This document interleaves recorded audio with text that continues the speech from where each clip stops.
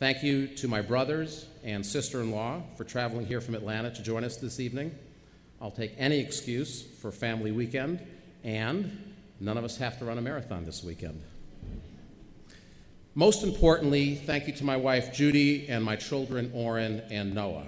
As I'm sure everyone in the audience appreciates, intense careers are intense, with a lot of travel, exhaustion, and stress.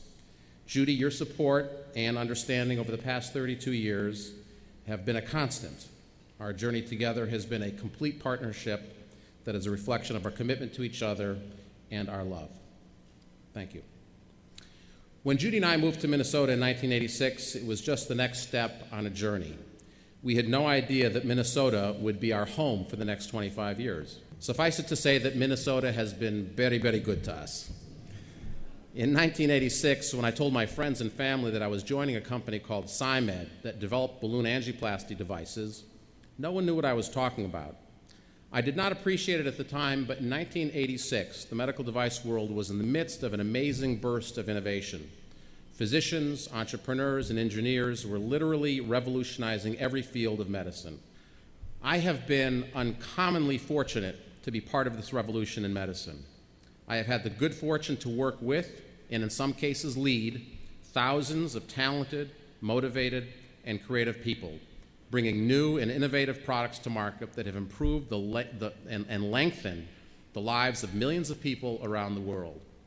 The byproduct of this amazing work has been the creation of many thousands of jobs in Minnesota and wealth for investors and employees. Not a day goes by where I don't deeply appreciate the blessings of my life. Which brings me to my final thoughts. In the Jewish tradition, each week we read a portion of the Torah, the Bible. This week we read Parashat Ekev in Deuteronomy. In Ekev we read the famous saying, "Man does not live on bread alone." I suspect that most everyone in the audience has heard this saying, and that we all understand the point, which is that there is more to life than material possessions. This, of course, is true, but there is more. Most people do not know the next phrase in the Bible.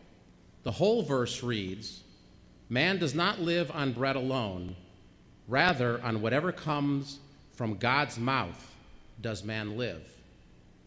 In other words, we are not autonomous. We are not masters of our destiny. In short, we are not self-made. As Mark Twain said, a self-made man is about as likely as a self-laid egg.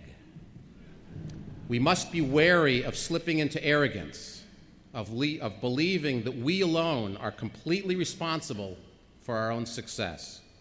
We all stand on the shoulders of those who came before us, our parents, our teachers, our mentors, our colleagues. Finally, I believe that we are obligated to help others who are less fortunate than we are. We are obligated, as in it's not optional, to share of our knowledge, time, and wealth with others so that they may stand on our shoulders. Thank you.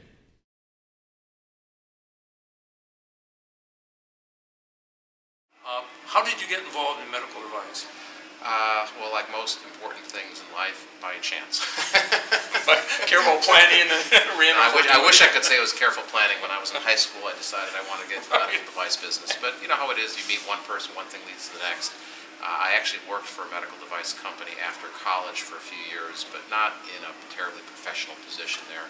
And then after getting my MBA, we decided to move to Minnesota, and I started interviewing for jobs out here. I was interested in the medical device field and was fortunate enough to land an entry-level position with SciMed.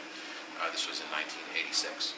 With regard to medical device in particular, what kind of business climate do we have? Is it getting better? Is it getting worse? And my follow-up after that would be, how can we make it better?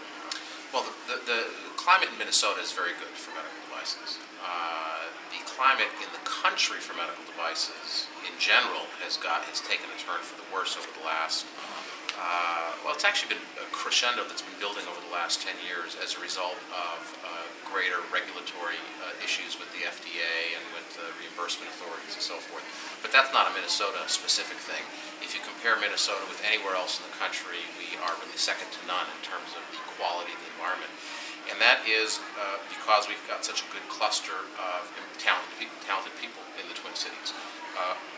And that's why we've been able to attract money to the area. Venture capital from both coasts flows into the Twin Cities for medical device companies because we've got such a talented group of entrepreneurs, engineers, physicians, marketing people, general managers, attorneys, accountants. The whole support structure is here for successful medical device companies.